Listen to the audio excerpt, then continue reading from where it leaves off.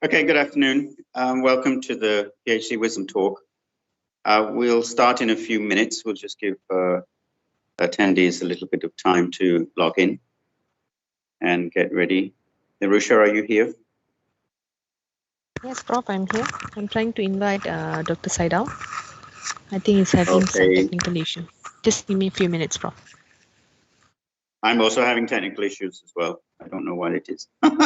That's why I have to use my phone for some reason. Anyway, okay, we'll wait a few minutes, try to solve the technical issues, and then we'll start when we can't start without the speaker anyway. So we start when he arrives. Okay.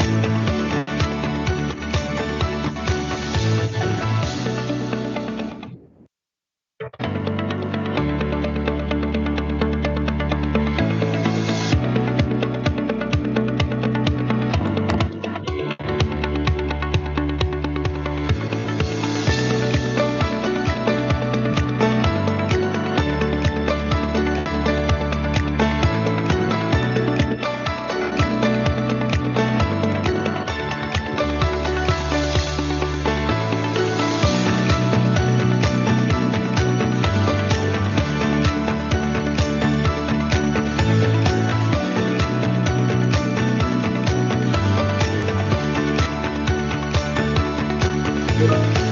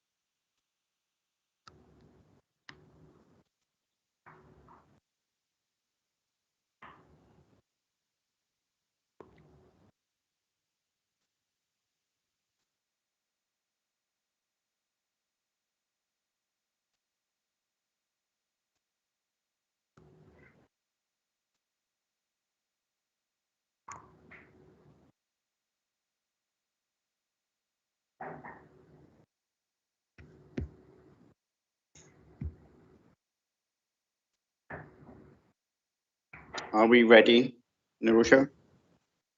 No, Prof. No. We have a technical problem, is it? Yes, we are trying to contact him, but not reachable. Because Not he, reachable. wait, Prof.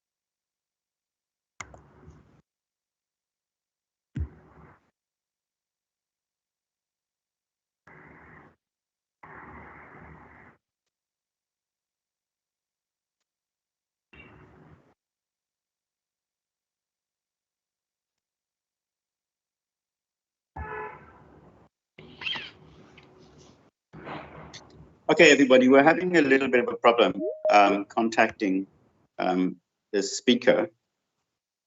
We had confirmed with him earlier at about Prof, I think he's here. 3:20. Prof, I think Dr. Saidal is. Dr. Seidel is here. Okay, good. Sorry, I'm really sorry. I thought it was 5 o'clock. I'm really sorry. I thought it was for 5 o'clock, and then there's like one staff calling me from UM from my office. Really sorry. I'm really sorry. Okay. Can we start now or something? Sorry, Yes, Prof. yes. Thank you for coming. Yeah. You're welcome. Welcome back. I already forgot. I thought it was like 5 o'clock. Then I checked back. It's 4 o'clock. Don't worry. Okay. It happens to many people. Okay. Right, sure. Well, anyway, welcome, Dr. Seidel. Dr. Seidel Razali is one of our former students at MUST, now working at University Malaya, where I am also now. And a fellow, an elite fellow at University Malaya. So it's a small world, and we're keeping it all in the family. So thank you for joining us, Dr. Seidel. So what I'll do without any further delay, Dr. Seidel is going to share with us some of his own experiences during his PhD journey, which was specifically in IT, and then hopefully give us some of his insights into the issues that he faced, the opportunities and the challenges that he faced, and then how he overcame them. So, Dr. Seidel, I'll pass it over to you. Okay, thank you again for coming. Whenever you're ready. Yeah. Thank you very much, Prof. Jeffrey. You guys can hear me? Hello? Yes, we can hear you. Okay, sure. Okay, first of all, I would like to say sorry. I would like to apologize for everyone. I thought it was a 5 p.m. It's actually 4. Luckily, one of the staff in my faculty called me, and I just suddenly, because I just on my desk, so I have just like checking the papers and stuff, doing all the academic work, the normal one. So when it struck me, oh my God, just like, okay, without wasting any time. So this, my PhD journey, personal experiences. Okay, if you can see this is my undergraduate is from, my masters are from MUST. At that time, the campus was in Kelana Jaya. And my PhD is from the University of Queensland, Brisbane, Australia, the St. Lucia campus, the main campus. Just some a little bit, because this is what we do as an academician. We just talk a little bit about UUM. So it was like in 1905, it was first established as a King Edward College of Medicine, Singapore. One of the alumni here is Tun Dr. Mahathir, our former prime ministers, 2 times. I mean, 2 times becoming a prime minister. He's from King Edward College of Medicines, and then 1949 King Edward College Medicine merged with Raffles College to form University of Malaya, and then they separate one in Singapore and one in Malaysia. Malaysia is in the current campus Lembah Pantai. So 1962 is University of Malaya campus Kuala Lumpur. So you can see here, this is the one of the like a nicest view in UM. There's a lake and stuff, and you can go kayaking and so on. I really hopeful that MUST can have like a big place like this one in the future. So this some of like University of Malaya in 2020. We have 30 faculties, 5 institutes, 2 academies, and 6 centers. So we offer pre-universities like foundations, undergraduates, and also postgraduate, masters, and PhD levels. We have 2,000 academic staff, permanent and contract, and we have 300 professors. So we have 16,000 and undergraduates and 10,000 postgrad, and 2,500 international postgraduates from 80 countries. Okay, a little bit background and my time at MUST. So I graduated in 2008 in Master of Science IT. So my thesis is a mobile IPv6 experiments on simultaneous and consecutive mobility. During my time, my masters, I published four papers that bears the MUST names. So 1 chapter in book, 1 journal, and 2 conference papers. And then my supervisor at that time was Dr. K. Daniel Wong. I'm not sure whether he's still adjunct faculty member or not in MUST, but he's a member of Tau Beta Pi, Sigma, and Pi Beta Kappa. He graduated from actually Stanford and Princeton. So Princeton is an undergraduate, and Stanford his postgraduates. So during my time at MUST, as you know back from the history, MUST was built with a collaboration with MIT. So a few lecturers from MIT and other Ivy Leagues becoming a faculty members at MUST. So this is a privilege that we have earlier batch. I think I batch number 2 or 3. I can't remember. So there are really sweet memories my time at MUST, and actually introduced me to the world of academia and research, where that I know how to do. I mean, I learned how to do research, writing a papers and stuff, research papers, and any other things that are involved in a lot of presentation and stuff. So this is where it all begins. My life at MUST as an academic and as an academician and researcher. So a bit of the my publication when my time at MUST. So I have one chapter in book. So all this bear, you can see the highlight. I mean the highlighted text is bear the names of Malaysia University of Science and Technologies. Okay. This one you can find, these all papers you can find from my Google Scholar and of course my university homepage. So my PhD journey.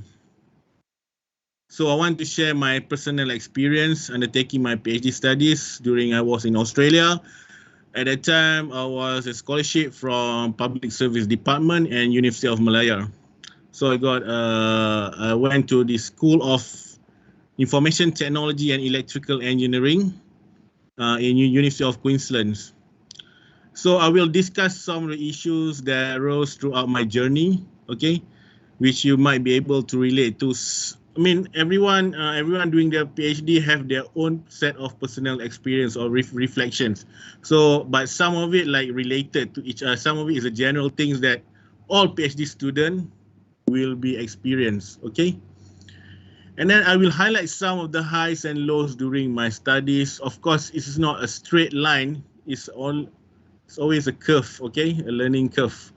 And I can also discuss some challenges, misconception and barriers, okay, during the PhD, during my time doing a PhD in University of Queensland. But really thankful to MUST because I learned all the research stuff during my time with MUST. So, okay, this PhD journey, the fun stuff. As you can see from the picture, I like to fish. I call myself angler at that time. So this is a kind of I fish a lot, but most of the time I cannot catch. I don't get any fish. So this is normal for fish. For anglers or those who like to go fishing. So you can see I have an Australian stingray and everything, big crabs and stuff. And I also went to play a snow at this one is at New Zealand when I was with one of my conference papers. I present there. And this picture is during when Metallica come and do a concert here. I went there. So yes, Metallica only once come to KL. Really seldom in international band like Metallica, the hardcore rock comes to Malaysia. So I experienced that during my time was in Brisbane. And this one when I visit Sydney Opera House for my, I think a training during my PhD. So this all the fun stuff. Of course, this is just not try to misleading you. PhD journey is not really I cannot say these are really miserable things, but it can always be fun if you know how to manage and to expect that. So the PhD journey, also the unexpected stuff, as you can see. My PhD, I did my PhD 2009 until 2012. Okay, I was in Brisbane, University of Queensland, from 2009 to 2012. So I experienced this I don't know. First is a floods, 2010, 2011 Queensland floods that happened during the, I think, in December 2010 until January 2011. It's a really big, heavy rain. So this the area around my house. You can see it's flooding. I never experienced floods floods in Malaysia. Of course, because my hometown, even the place I stay now, doesn't affected with any floods that happened recently in Malaysia. But I experienced the real floods back in when I was doing my PhD. So my house, the water getting in, and then we don't have electricity for 2 weeks. I have to go stay at my friend's house and stuff, and then we have to clean the house. It takes really, it is really mind challenging, and it takes all the physical and emotional way. And then of course we have Brisbane. This is from the, then we have Australian dust storm, really big one. Australia is actually a red land. Most of its land is a desert. Is a red desert, red sand desert. Australian population, I think I can say 80-90% live on the coastline. Very seldom, very few people live on the middle of the land, or we call it outback. So we have a Brisbane, the storm from the desert. It's like the Brisbane become like red dust, with a dust storm, like 2-3 days. University closed and stuff, okay? So this is like the unexpected stuff happens. I don't know whether, but this is quite an experience for me. This is the first time I have been floods and also a dust storm. Okay, go back to the PhD journey. So most of the times it's really frustrating, okay? It's time consuming. You have failed experiments, simulations. You plan your experiments or simulations, coding, scripting and stuff. But sometimes it fails, or you don't get you didn't get the result that you expected. Sometimes even worse than you expected. And sometimes it's really fun when you have a groundbreaking discoveries and you try and it works. Then output from experiments or coding works very well. So this is a kind of enjoyment, achievement. It's like really stimulating you to do more research and give you motivation to continue your research. It's also some isolating experience. Most of the time when you do your work, you don't want like so many people around. You want to focus. It's like you want to be time alone and stuff. So it's an isolating experience.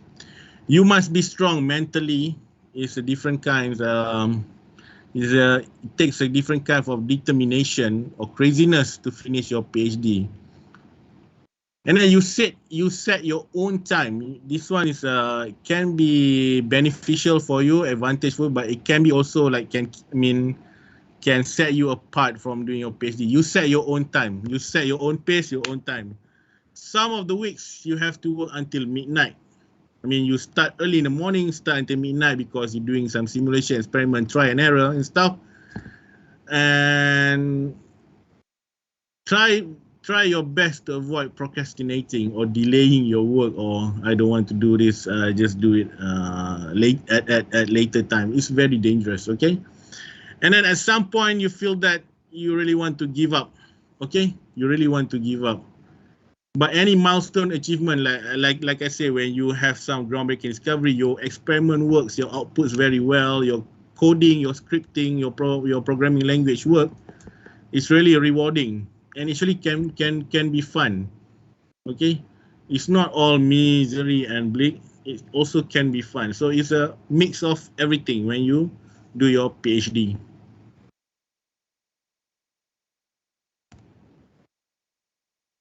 So some general PhD steps. Okay, the first 6 months what I do, or to 1 year, 6 months and 1 year, I develop my literature review, my research problems, questions, and objective and methodology. I try to develop, so I read a lot of journals, hundreds of them, and some of it, most of the journals not really useful for my studies, but some of it I describe as my key papers for me to do my PhD. And the peak of this one, 6 months, 1 year, or 1.5 years, you will have to do your PhD confirmation. I'm not sure whether MUST have some sort of like after a while you have to do a PhD confirmation seminar. In my University of Queensland, they call it PhD confirmation seminar, meaning that they want to confirm whether you are able, whether you are pass, whether you are able to do your PhD or not, they will review you. Okay, whether you are a PhD student or not, this is the first step. So if you pass that, you can call yourself a PhD student. In UM, they call it proposal defense. Okay, in my university, they call it PhD confirmation seminar. Whatever that it is called, it's a 6 months that they will look on your objective, your methodology, or gaps and stuff, whether it makes sense or not, whether it's doable, realistic, and so on. So this is the first 6 months to 1 year or 1.5 years. And year 2, where the actual works begin, okay, where you try your experiments, simulations, try and error. You analyze your data, your output, you analyze, keep analyzing, you discuss your supervisor and stuff, and then you're writing thesis chapter, first introduction and stuff, the first few chapters, introduction, literature reviews, and you have some fatigue, you're tired, time management, and then the stress come out. The first 6 months, I can say you don't feel really, the first 6 months, it's stressful, but you don't feel the stress yet. Is the problem, you haven't found the problem yet, okay? But in the year 2, second year, stress, and then sometimes your supervisors delay your feedback and stuff. I mean, you email them, you show them the draft, but you have very slow response from them, because they also have other PhD students or their academic works to work on, okay? And then you feel isolation, anxiety, worried about why does this not working? I thought it's working. In this paper, it said it must work, something like that, but it doesn't work. When you try, it doesn't work. And then you have, if you do some coding, my research generally, I'm doing all the codings stuff because I'm doing a simulation and some small experiments, mostly on the simulation coding. So sometimes like compilation error, segmentation fault, and so on, all these programming problems, okay? And then you also need to write for your conference or journal papers. For me, it's more on the conference, okay? And then the peak of it, you have to set for your mid-candidature review, okay? In University of Queensland, they call it mid-candidature review. You have to, same as your PhD confirmation seminar, you have to do, you have to present your mid-candidature review, or we call it candidature defense in UM here. So everything, you have to present on the first part is PhD confirmation seminar or proposal defense. The second part is mid-candidature review or candidature defense. This is second year. And then on the third year, you try to complete, you're finalizing your experiment, data analysis, simulation. You try to complete thesis, writing everything up, okay? Some of the mistakes that student makes is, okay, I already finished my experiments or codings. Now now what just left for me is only writing thesis. No, you underestimate it. Okay, you don't underestimate thesis writing. Sometimes you have a writer's block. Sometimes a very productive time, you can write like almost 5 to 6 pages per day.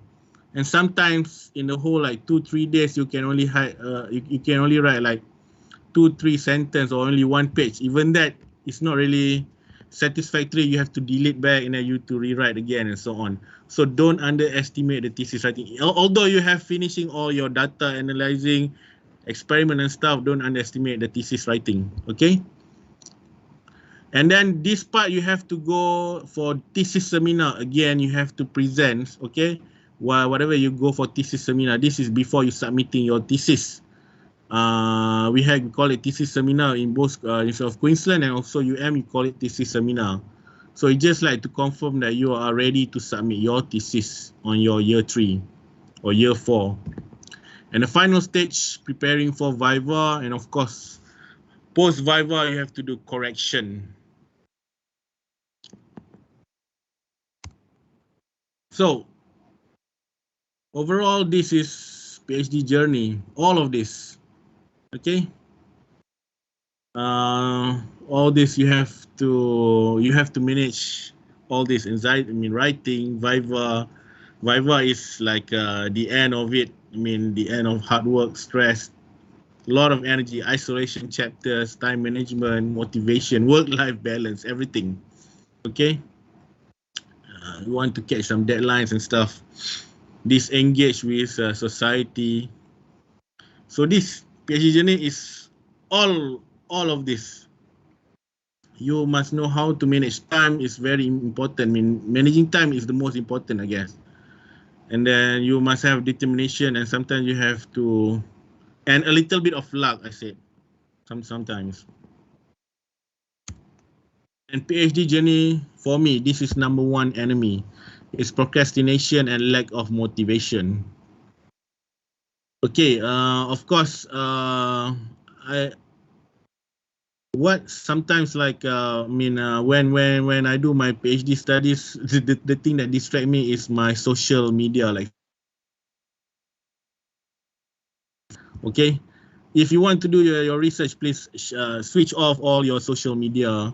Of course, you have to on your internet. Sometimes you have to research, because like me, I'm doing coding. I have to go to the forum, like Linux forum and stuff, or stack development, something like that, that relating to my research. But please switch off, log off all your social medias. This is number one enemy, that you delay your works and stuff. Okay, if you don't do anything, sometimes you just feel plain lazy, you don't want to do anything. It's very dangerous. And then after a while you feel guilty, and then you doubt yourself and you feel helpless. And it's very dangerous, because you can drift away with all this doing nothing stuff. You can drift away and might affect you in your PhD studies. Right? Some of the guideline, good PhD research, you have clear and robust methodology. You have a clear methodology, what you want to do. Clear aim, objective, gaps, research question, and of course a scope. All these are very clear. That's why you have to develop during your earlier research. I mean, the first 6 months to 1 year. Good data collection and analysis methods. This is all a common sense. You have to have a good data collection. Either if you're doing a type of survey things, questionnaire, you have a good data, good sample size and stuff. Like me, I'm doing all the experiments from the simulations when I try to set all my networks, and then I collect all the data. And analysis methods, you have to involve statistical. Comprehensive literature review, critical analysis. Okay, some of the mistakes students did is the literature review, they just do a reporting. As a PhD student, you must be able to critique the journals or papers that you read.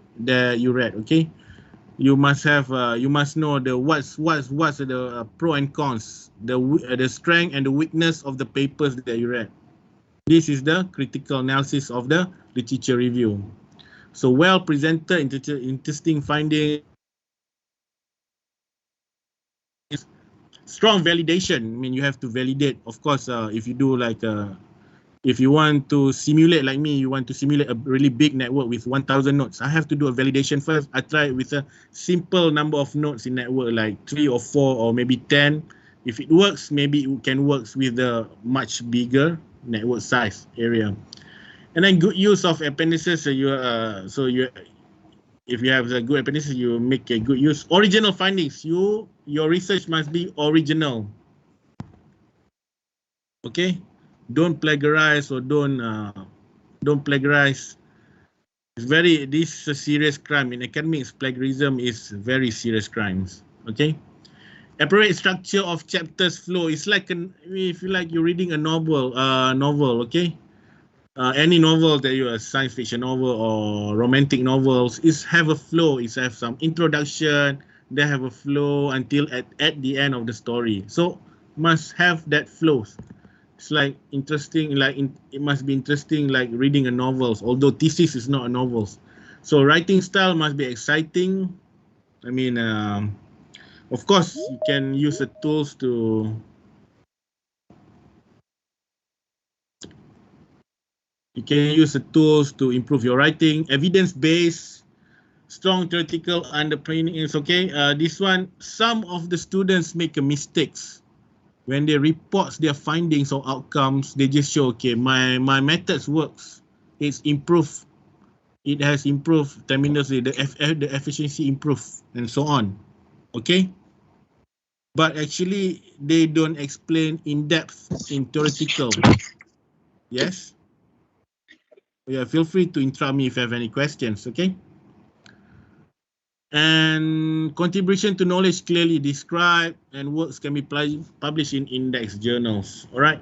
Like UM, they concentrate. You have to publish in index journals, like journals that have impact factors that index in Web of Science.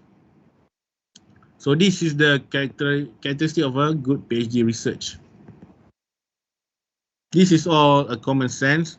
Of course, like the importance to note is critical analysis of your literature review. You must know, as a PhD student, you must know to critics the papers or methods that you read from journals or conference papers, not just reporting it. Reporting it and the critical or critic journals is different things, two different things. And of course, you have a strong theoretical, okay, strong theory to support your outcomes, your research, your results and discussion. You must like understand the theoretical in depth or thoroughly. And on the serious notes, my PhD has a fair amount of blood, sweat and tears. This is normal, okay? This is normal. Sometimes you just feel you want to cry. This all this is normal in your PhD. It's not a linear. It's not a linear. It's have some curve and stuff. Frustration, lack of determination, procrastination. As I said, procrastination, delaying your work, is the number one enemy in your PhD research. Of course, you have some outside issues like relationship with supervisors, family issues, personal problems and stuff, your health. Also, you have to take care of it. But procrastination is number one enemy for me.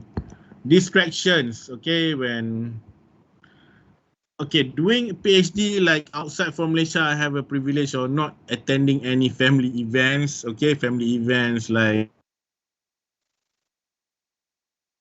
or whatever. So this distraction, I can like reflect distraction, but I have like some friends ask me, some friends like asking me to go like camping or holiday or traveling 2-3 days while I have on a tight deadline. So these all distractions, and of course, social media.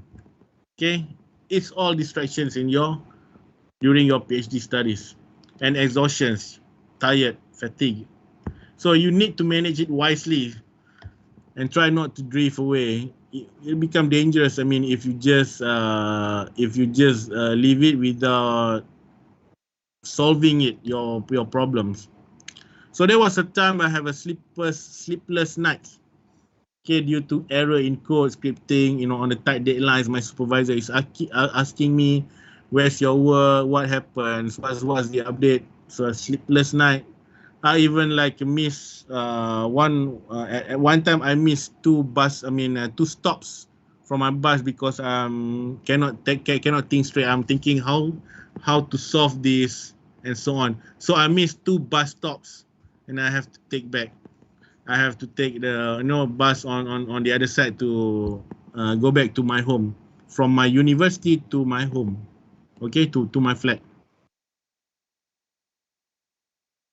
And then sometimes your work draft or your idea is totally rejected by your supervisors or not taken seriously by your supervisors.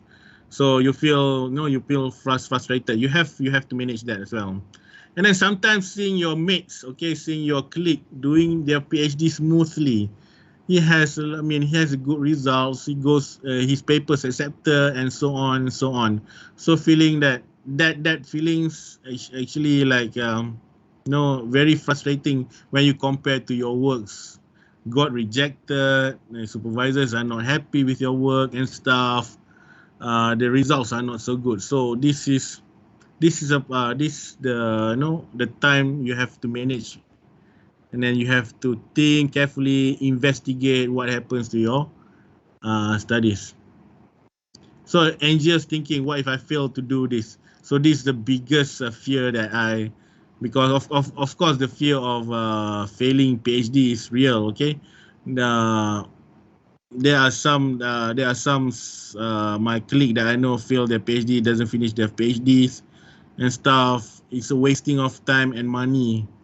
So this the biggest fear that you can have. So discuss back with your supervisors, maybe like reduce your objective, okay? Make it more realistic based on your findings.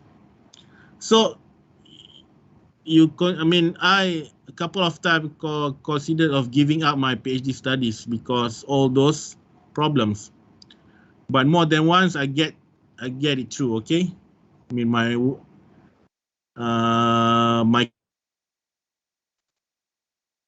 and then I also have a good discussion with my colleague. I mean, your supervisor has a number of students. Maybe some of the students, his PhD or master's postgraduate students under his supervision.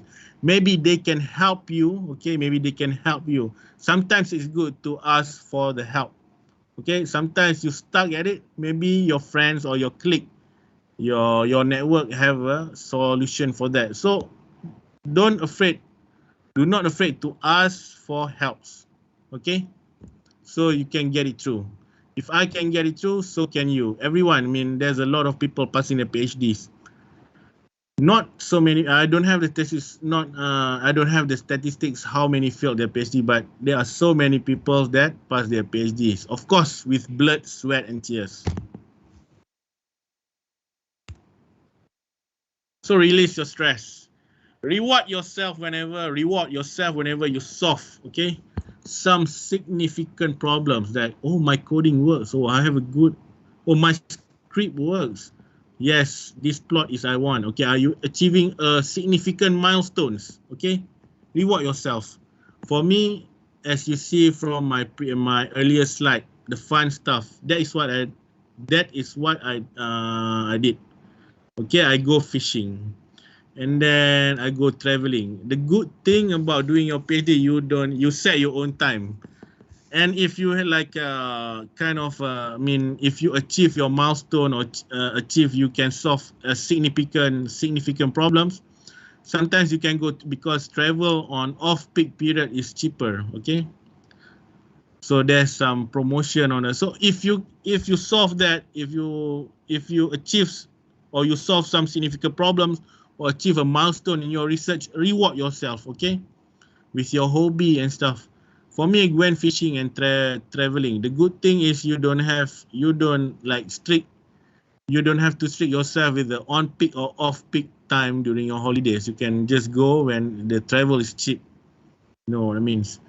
Involved in social activities. I go to that. I go like small barbecue with my Malaysian friend. I involved in this Malaysian club society, and I also involved in this religious talk. Okay, a kind of a dialogue like Christian Muslim during when I was in Australia. So this is kind of my social activity. Don't shut yourself. Don't isolate yourself from the rest of the world because of your PhD. Talk to people. Okay, feel humans. And then, of course, it's important to talk to your family, your spouse, or friends. This is very important. Don't isolate yourself. And of course, if you're religious, pray. It's a spiritual thing. As they say, God works in mysterious way. It's really, really true. Okay? Sometimes, I don't know, but it works. All right? This is the things that release your stress. I mean, sometimes you don't have someone to talk to. You talk to your God. It's a spiritual journey as well.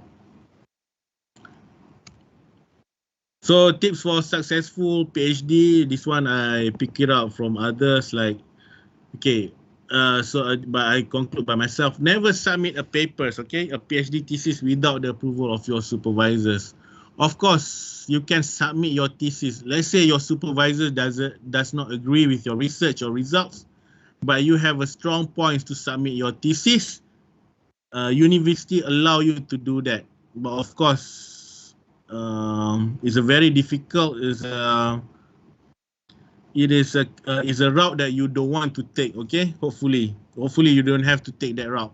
Okay, you say you are okay with your thesis and stuff, but your supervisor does not agree, but you have a strong justification. Hopefully you don't have to take that route for your PhD. So everything you must have your supervisor's approval. Discuss with your supervisors. Your supervisors are humans, very reasonable human beings. Okay, very practical one, I hope. Finding a good supervisor also is a luck. It's a bless for your PhD. The introductory and conclusion chapters, okay, are the most important. So introduction, people will get interesting if you can write your introductions in a very exciting ways, very clear, and then people will, oh, this is very interesting. And conclusion, first, this is my rule of thumb when I want to read the papers. I read some extract, and of course, I think this is, it is like a fit with my papers. I will fit with my research. I will read the whole papers. So the introduction and conclusion chapters are the most important. Okay. You also have to manage expectation. Don't expectation. Don't make it too big. PhD work is very focused and understand the limitations. You have to understand the limitation. You have to build a scope.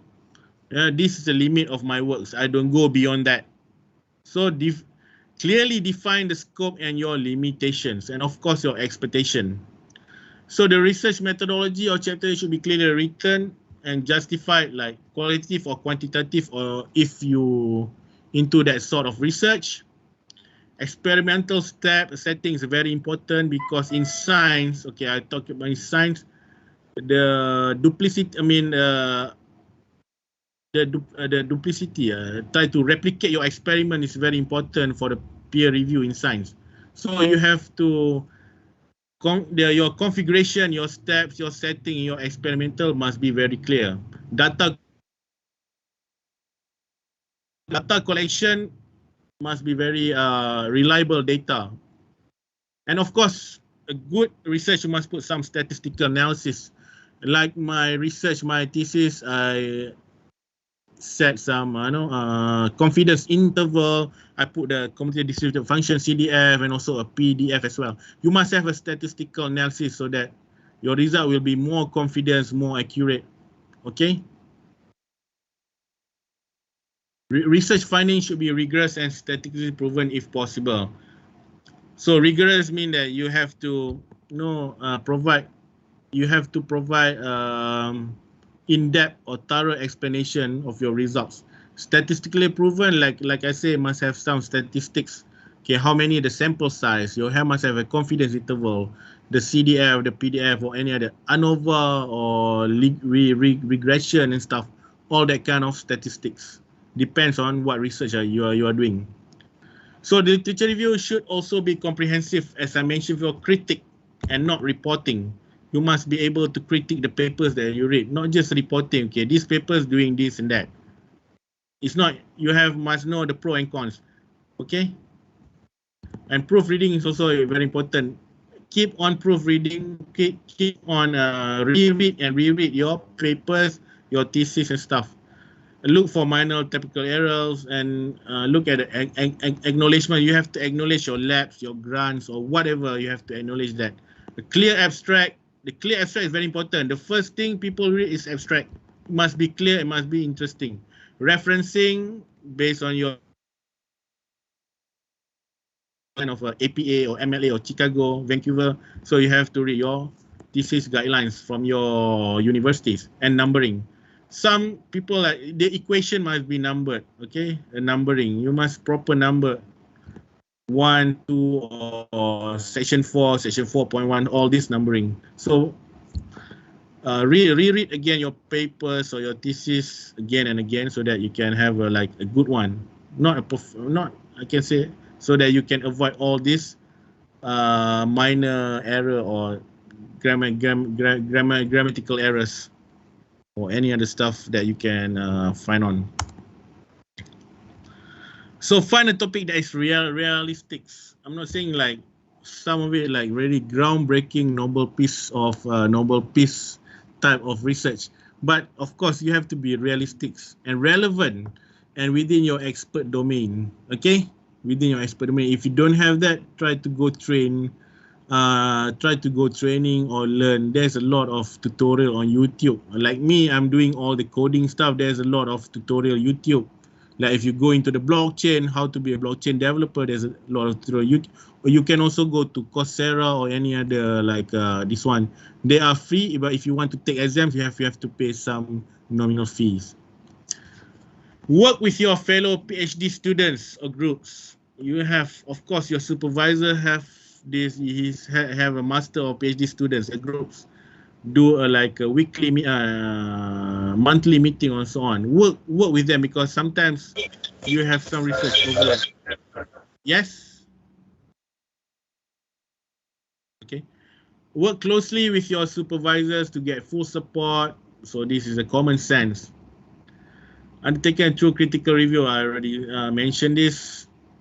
Present papers at conferences. Okay, when you present your papers at conference, not just maybe conference like in other countries that have beautiful sceneries. This is not the objective you want to go when you want to go to the conference. When you go to the conference, you build up your confidence when you present it internationally, and people will ask you like questions and stuff. And of course, during conference, you must also do networking and collaboration. This is where I have my collaboration from the conferences and seminar. Not just go to the conference and then after that site visit the beautiful scenery or visit the city. It's not the objective. The main objective of the conference is for you to build up your confidence and then to build up a collaboration or a networks, okay? And try to publish in high quality refereed journals, like have impact factors or at least indexed by Scopus. Because when you submit to these refereed journals, the index journals, the reviewers sometimes will give some good reviews of your papers, either rejected or accepted. It will give some good reviews, some insights that you can put in your thesis as well. May find on a good you find a different angle. Oh, these reviews is a very good suggestion from these reviews. Why haven't I thinking that? So in order for you to do that, send to the high quality journals, at least being indexed by us Scopus. I don't know whether you have learned like Web of Science or Scopus, but it's very good journals from that. So you can obtain early critical comments from external reviewers and peers. Of course, you also can ask your colleague to review your papers as well. Take over. PhD ownership is important. Okay, you must draw the boundary between you and supervisors. This is what I want to do. You have to. That's why the communication with supervisor is very important. Write and keep on writing. Cements your thoughts. Okay, like papers, thesis and stuff. Reward yourself when significant milestones are achieved. As I mentioned before, go do your hobby on stuff, or go do traveling or whatever you into. Go to party and so on. When you have meet the deadline, you solving a problem, you have achieved a significant milestone. Sometimes you don't achieve that, you still stuck in a problem, then you want to go traveling. So this is procrastinating, okay? This delaying your work is not good. Only reward yourself. Try your best.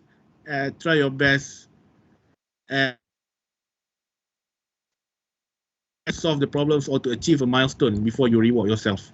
Don't reward yourself before. This is my rule of thumb. Don't reward yourself before you achieve that. Okay.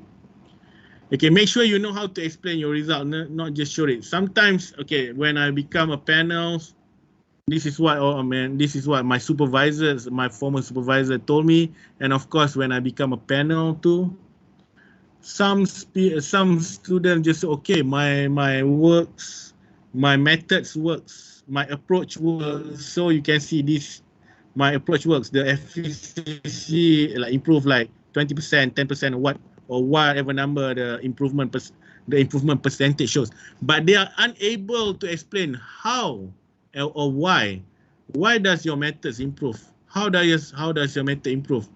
They fail or they unable to explain in thorough or in deep. So that's why you have to go, you must have a good theoretical underpinning or theoreticals, in-depth theoreticals in your PhD.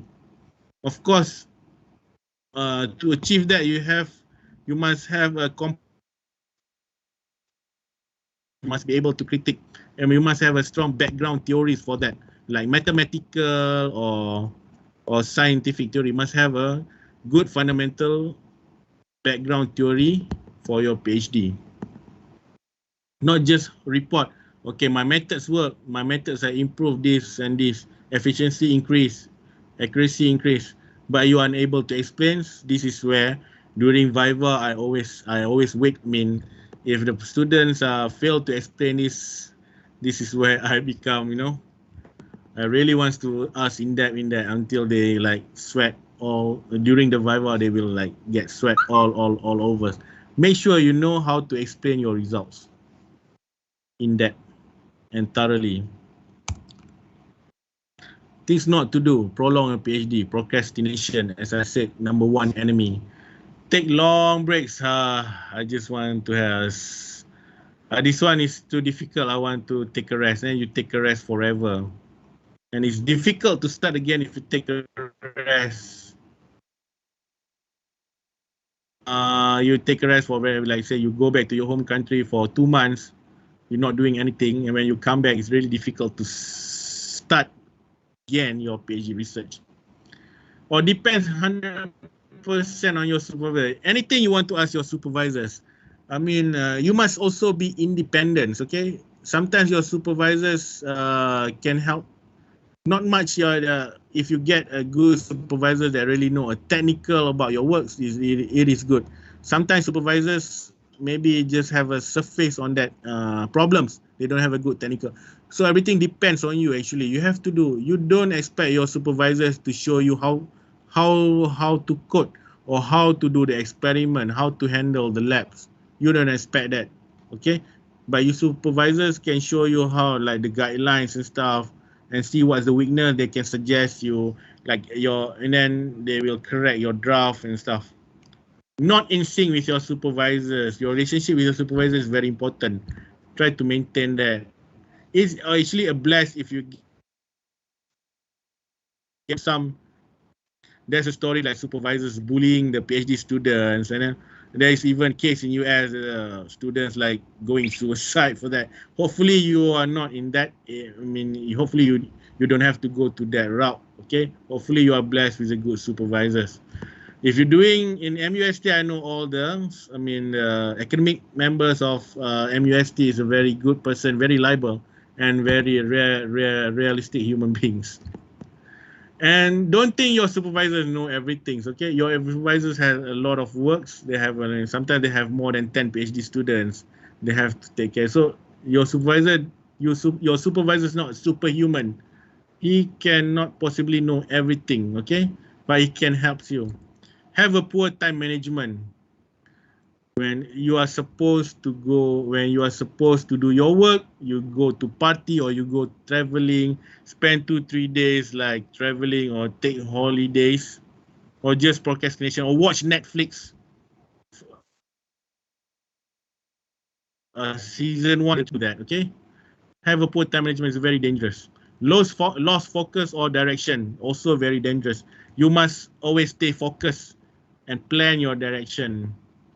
Let any third party or your supervisor control your pages. So this one you have to discuss with supervisors. And sometimes even your friends suggest this and that. Plagiarize. Okay, these are very serious crimes. Plagiarize is not tolerable. Okay, in academic world you cannot tolerate with plagiarism.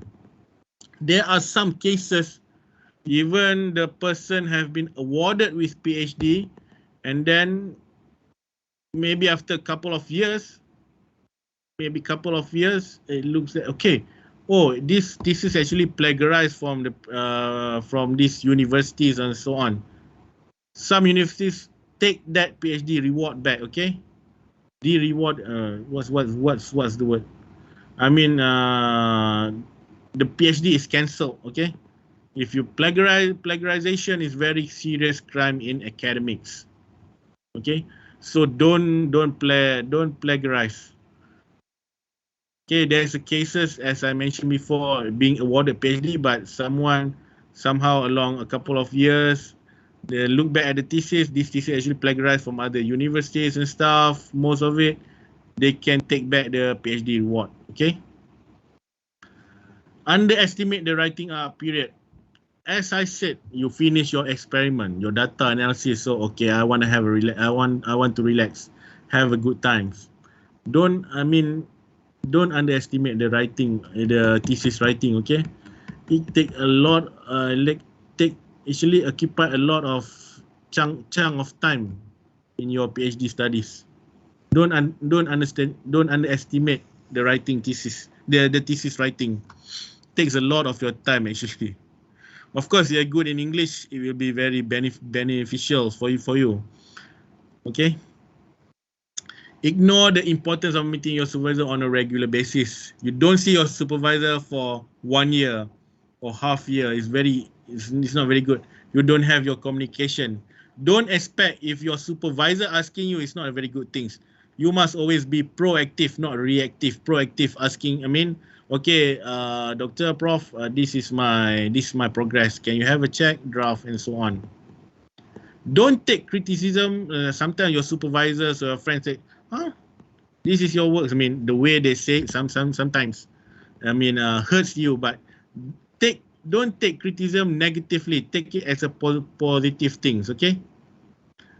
Don't let the criticism affect you emotionally. It's very dangerous, and then you build up rage and stuff. So this is not good. Take criticism as a way to improve your research.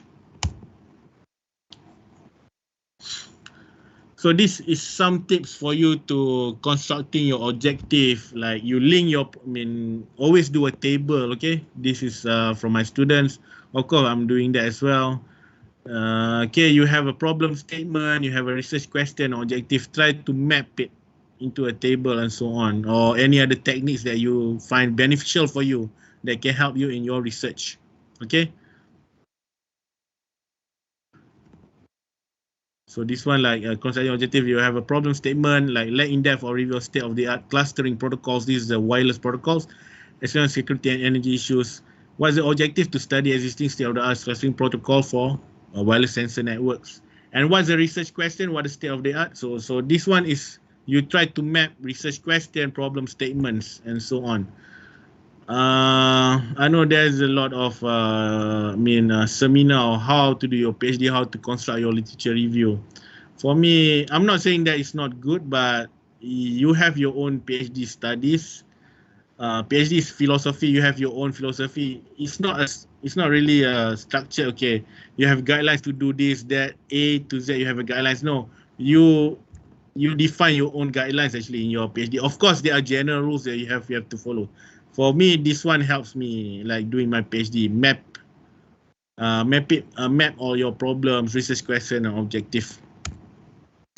And then the literature review constructions, make pro and cons, challenge and problems, definition. Of course, you have like a column, and you make a table, pro and cons, and the description of the methods. So this literature review construction, the way it helps you so that you can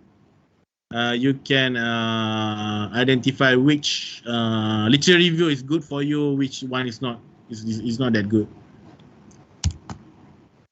So your supervisor, supervisors, if you have more than one supervisor. So your supervisor may be your best friend, okay, during your PhD studies. Some supervisors, they invite you to their family dinner, or some you go to movie with your supervisors and stuff. All right. Some really professional. Depends on your supervisors. Every human beings, you must understand that every human beings are different.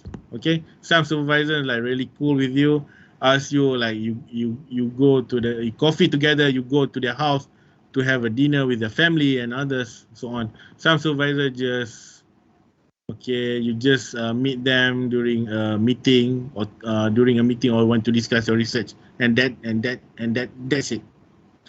So your supervisors, unlike marriage where you want to stay together, they expect you and want you to live. Okay, they supervise you and they expect you to live so that you can stand on your feet. Whatever PhD skills, research skill that you learn, you can apply in your works to supervise other students when you already have a PhD. So the dream supervisors, you are blessed and lucky you can get good knowledge on the topic in year 1. Interested in your subject, excellent knowledge, provide feedback timely. Okay, this one, provide feedback timely, fast and consistently. So it depends. Sometimes maybe after 2 weeks you haven't have feedback from supervisors, ask them again. For me, what I want, okay, for me, every time I meet with my supervisors, I will take a minute or something or take important notes. After the meeting, I will email back my supervisor so that I have a email trail or email trail. I have some documentation. Okay, based on our meeting today, you expect me to do this, blah, blah, blah. Write down number 1 what, number 2 what. And then so that you have you don't lose track or you don't lose whatever supervisors try to ask you to do, and agrees to meet frequently. So of course you have a mutual respect, clarify everything, realistic expectation. Of course your supervisor might have and managing boundary scope of research and stuff. Discuss with your supervisors.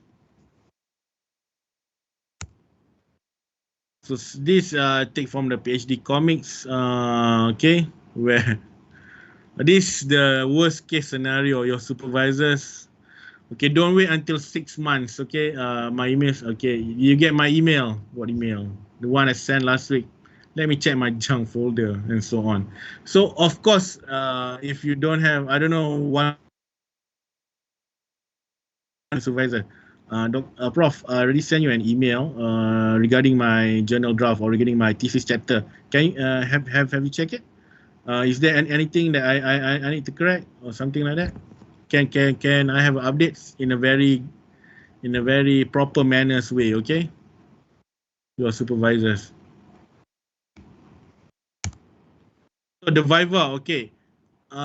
Some of the university in Australia, including my university, doesn't have Viva. They only have feedback from the external examiners or internal examiners.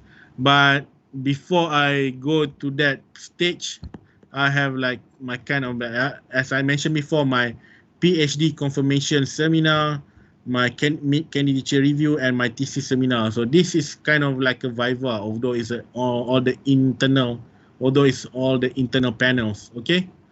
So the Viva, because I conduct, even I become external examiners for MUST as well. I have become external examiner for 2 PhD students and one master students.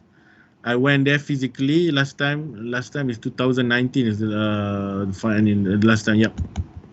So the Viva, what I can tell you, it's not as scary as you think. If you're prepared, you know you have your strong background theory stuff, you don't have to be scared. Of course, have a mock Viva with your supervisors, okay, or with your colleague. Have a mock Viva. Train yourself first. Try to anticipate or expect the question or unexpected questions, and try to prepare up the answers. And you can also prepare some extra slide in case that expected type of question is asked during your Viva.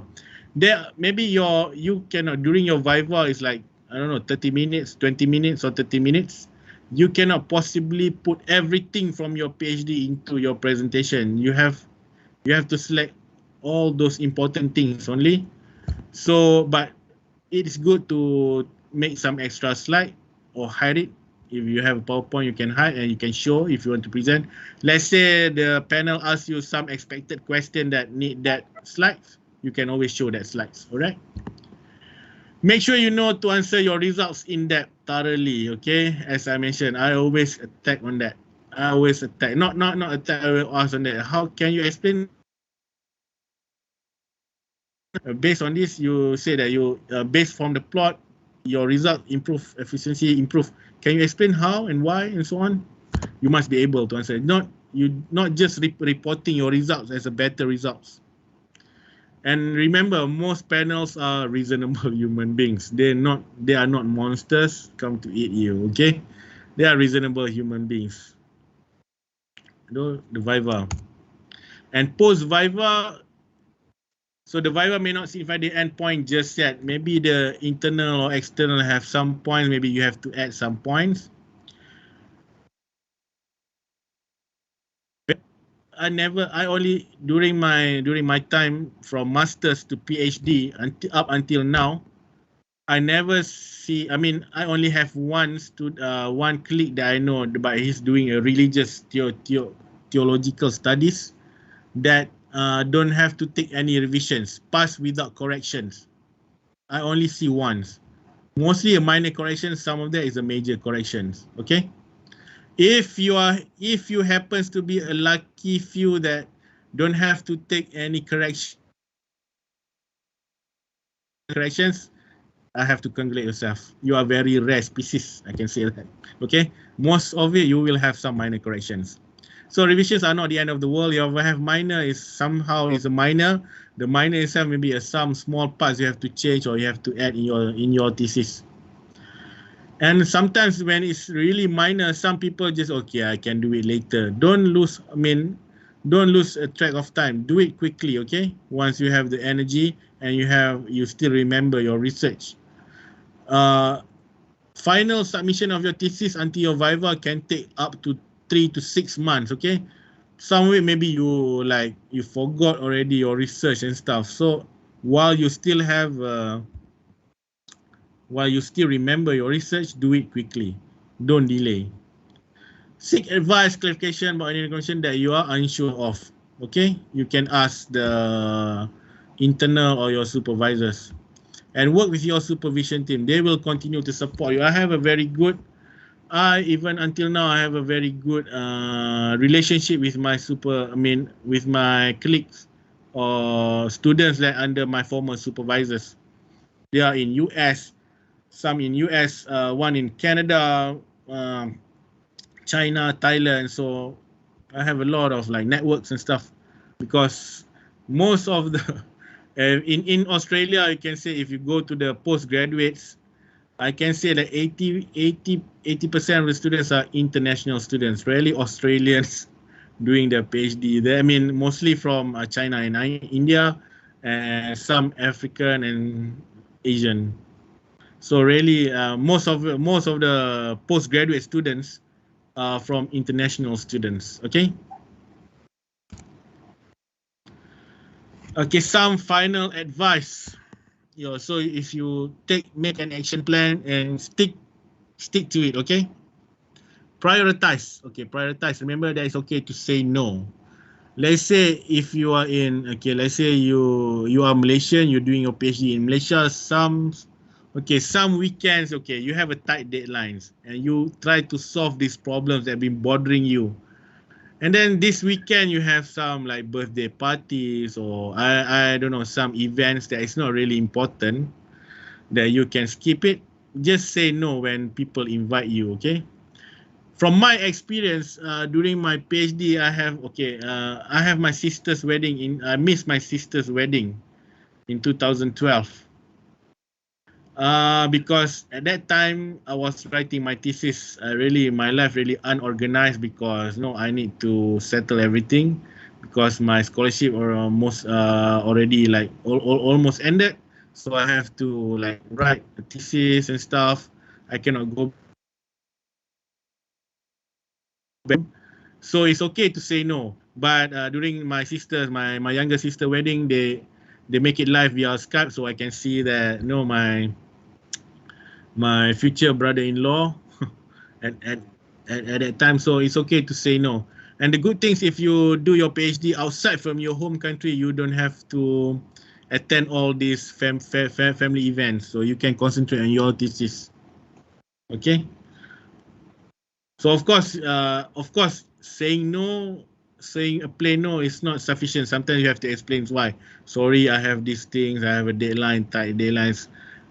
As I say, most people are reasonable human beings. If you explain to them clearly in a good manners way, they will accept that. Okay. Don't leave the task that are time consuming until the end. Like, okay, most of it is referencing. During your PhD, we have hundreds of your references. Okay. Try to manage that. Proofreading, cross-referencing, appendix. I mean, your appendices, like all those extra things you want to put in your thesis. This task can take longer than you might expected. Okay. Of course, be kind to yourself. Take a break from your work. Reward yourself. Spend time with family and friends. Okay. If it's too difficult, you have to take a rest. Take a break. Take a break. Talk to your friend. I mean, spend time with your families and stuff. Or spiritually pray to God and others. As I mentioned, God works in mysterious way. So coming back to it with fresh eye helps you to see things more clearly and helps to overcome issues that may have been problematic. Get some, if you are in the forum, maybe in internet, they have forum like they have a similar topic with you. Last time I'm doing my PhD on the Linux, and of course in the development using a Visual Basic for my C++ and so on. So I have these forums internet that can help me. I have some fresh overviews when I active in the forums. So they can help you in your research. Okay, some of the useful tools I used during my PhD. So a Google Scholar to find the key papers. Okay, you must know. All PhD students must know how to use Google. You don't know how to use Google Scholar is something wrong with you. Please go back. Don't say that. I'm not going to say please deregister your PhD, but this is the first step. Google Scholar is you want to find some papers. Find the key papers and papers that have cited these papers. Okay. Not just a plain citation, but okay, you don't know, you're not sure how to critique. You can find the papers. Okay, this is my paper. This is my PhD from my PhD. So have been cited 21 times. Not that many, but I can see if I click on this cited by 21, I can see what other people's or what other researchers commenting on my papers. What are the weakness and strength? Okay, of course you have key papers. Citation, how many people that cited these papers, so that you can know the strength of the papers. You can critique, you can know the strength of, and of course the weakness of that papers. This Google Scholar, a first step. It's like a baby step. And then referencing software like EndNote or Mendeley. If your institution has subscribed to EndNote, you can use EndNote. If not, you use open source Mendeley. Both are user friendly. Okay, of course, EndNote. I think EndNote is more user friendly, but sometimes I use Mendeley as well. So journal citation reports. Okay, I don't know whether you're aware, there are also predatory journals out there. Okay, predatory journals out there that they usually accept any kind of papers. They don't read your paper, they just accept it. So this is a predatory journals. So in order for you to avoid that, I always use journal citation reports. Whether I want to find, is this a reputable journals? Is this a legitimate journals? So I use JCR. JCR is from the Web of Science. You can find the impact factor of the journal, the statistical, the historical of that journals in JCR. The statistic, the metrics and stuff, other reporting metrics of that journal in the JCR, Journal Citation Reports. Of course, if your university subscribe to it. If not, you can just use Master Journalist. Of course, it's also from Web of Science, but it doesn't have like comprehensive reporting for journals that you search. If you can use both as well. This one is a free Master Journalist. JCR, you need a subscription. You mean your institution need a subscription. Use Grammarly. I don't know. Use Grammarly to improve your writing. Check the grammar and structure of your sentence. You can use a free one, or you can also pay for a premium one. It's a really helpful tool for paper and thesis. Quillbot. Okay, paraphrase. Okay, when you want to like submit, you want to paraphrase some paper so that it will not so that you will not people will not accuse you of plagiarizations or plagiarize. You use Quillbot. It's paraphrase your sentences, but of course you have to check back again. Sometimes it paraphrase very funny because it depends on the AI, so it's not really like fully developed one yet, the AI. So sometimes you have to check whether the sentence makes sense. But paraphrase, if you want to send to journals or any other conference papers, you want to paraphrase some of the text. Because what? Because there is a term like self-plagiarization. I do not agree, because self-plagiarization is you cannot use the same sentences even in your papers already published in any other journals. If you use the same sentence, the same figures and stuff, it is called self-plagiarization. I don't agree with this, but this is the rules that you have to follow anyway. That's why you have a Quillbot, some tools to paraphrase your even on your own paper, so that they will not accuse you of self-plagiarization, self-plagiarize. Because whenever you publish in journals, it becomes that you publish in journals, all the reports become that journal, so that belongs to that journals. You must have some permissions. You must ask for permission to republish most of the words there. Okay, so you use Quillbot to paraphrase the sentences.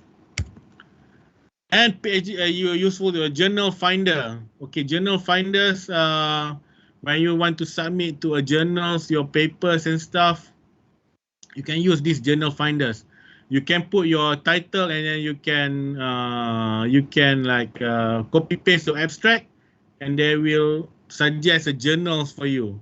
Okay, like this is from the reputable publisher like Taylor and Francis, and general one like Adams. Adams is like it will show you also impact factor. Either it's medium, high, or low, or doesn't have an impact factor. So this is journal finders. You put your manuscript title, your abstract, copy paste, and you can find, they can suggest you a journals. Okay, this I find really useful tools. And of course, plagiarism check, Turnitin. I think you guys know what's Turnitin. So this is for you not to plagiarize. As I mentioned before, plagiarism is very serious crime in academics. So this is my life after PhD. You can see no fishing picture, no picture of fish or whatsoever catching a fish, because I did a fishing, but not as frequent when I was in Australia. And I don't catch a good fish in Malaysia. I don't know why. It looks like fish in Malaysia is like a picky eaters than Australian fish. So I'm now into cycling. I'm cycling a folding bike, not a road bike. A camping, and this is my like graduation. I finished my PhD 2013, graduation 2014. This is my family, and this is where I actually now I'm into the blockchain research. Actually, this is the first this is a blockchain lab. I have a collaboration with these private companies, a software house called Ifcon Technologies, and they funded me a blockchain lab. This is a first physical blockchain lab in Malaysian universities. So this is my former VC, this is my former dean, and this is at that time, this is the YB Khalid Samad. Is a Minister of Federal Territories. At that time, former Minister of Federal Territories come and officiate my lab. This is the first physical blockchain lab. This. So this is live. So this is my metrics or my publications. You can search my name on Google Scholar, Scopus, or Web of Science. Okay.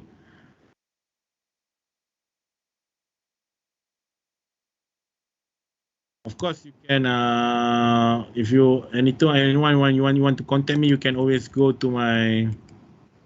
You can always contact me on my email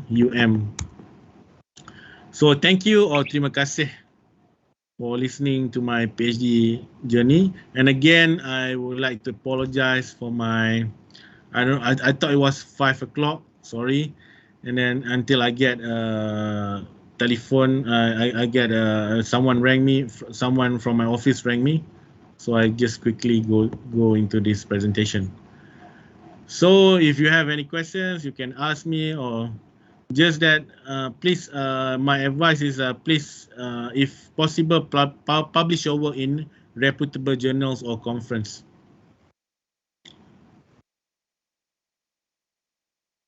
Okay, thank you very much. Yeah.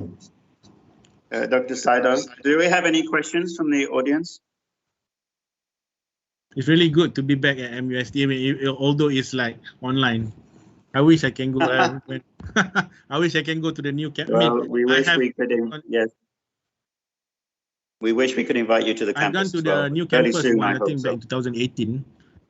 Yeah. I mean, two times actually. One is for two times, three. Two for become external examiner, Viva session, PhD, and one they have a talk. I think Dr. Kamal invited me. Talk from Magic. Yeah, but I haven't have a time to go there yet. But maybe if have some formal collaborations or some students wants to see or wants to meet, I have no problems to go there. So good. any questions? Well, thank you very much. Yes. Do we have any questions from the audience? Hold on. Excuse me.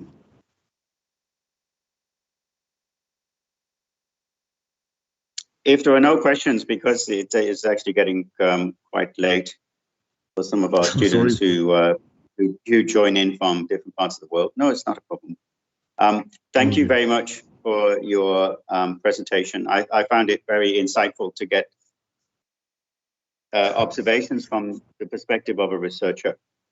Most often we get the observations from the perspective of a supervisor or an academic who's forgotten, a bit like me, because I did my PhD 30 years ago. So we sometimes forget what it was like, but it reminded me a lot of what it was like when I did my PhD. So it's really useful, I think, and hopefully it's very useful for our current researchers to get to know that any of the issues that they might be feeling, isolation, they might be a bit lost or a bit tired, or they might sort of ask themselves, why am I spending 3 years doing this? But all of this is normal, right? That's the lesson, that it's a normal part of the process. And I think you gave us some very good ideas of how first to recognize those things, and then also how to get through them, how to get over them. Yeah, so thank you very much indeed. Go ahead. Yes. No, there's a lot of talk, structure, how to do your PhD, how to write your thesis, how to finish your PhD in 2 years. Even I have seen that. So I'm not really into that kind of thought. I mean, you have your own PhD. It is my opinion. You have a PhD is a philosophy. You set your own criteria. It's not. I mean, you have your own idea. It cannot be so structured. You have to follow these rules. I mean, you have your own. It's a free freedom for you to do your PhD. But of course, there are general guidelines that you have to follow. Okay, Prof, that's it for me. Well, I wholly agree with you, because even last time I was trying to make the point that the PhD is actually your degree. It's no one else's degree. Yes, and you really must take ownership of it. And I even like the observations you were making about managing your supervisor If your supervisor doesn't reply, it's your responsibility to go and to tell the supervisor, not the supervisor's responsibility to come and tell you how to do this. Yeah. And I think that's really very useful advice, because it reminds people that it's your research in the end. It belongs to you in the end. You're responsible for delivering it. So it looks like you've been very successful, and Yeah, we're very I'm pleased to. yeah. We're very pleased to see that. Happy, so thank you again for coming. To contribute to MUST. And if like any collaborations want to meet with MUST, I'm happy to like get involved. Well, thank you very much, because I think there are some faculty members also listening in today. So if they have any ideas, particularly in your area. Selapan still there? Prof. Selapan? Yes, Prof. Sel is still here as the provost. Yes. There we go. My former lecturers. Okay. Okay, Prof. Okay. Well, thank you very much indeed. We will hope to see you again, perhaps as a supervisor or an examiner, or as a collaborator. So if any of the students have any interest in blockchain, for example, or any of the areas that you are working on, we will keep you in mind for that. Thank you again. Okay, you're welcome. Thanks to everybody for attending. Narusha has put the post-event evaluation forms, which we always like you to fill in for us. So please take some time to fill those in. I can see from the chat that there was a lot of people are very happy to hear what you had to say, Dr. Seidel. So that's always a very good response. So thank you again. For those of you in Malaysia, enjoy the rest of the evening, and looking forward to the weekend, which begins not today, but but tomorrow. And then for those of you in other parts of the world, enjoy the rest of your day. And we look forward to seeing you all next time at the next PhD Wisdom Talk, which and also next week, I think, which is the continuation of the PhD research methods. So thank you again, Dr. Seidel. Thank you for coming. Thanks everybody else for coming. Thanks, Narusha, for organizing everything. Thank you, Prof. We'll see you all again soon. Thank you. Good luck to everyone. Okay, bye. Okay, bye-bye.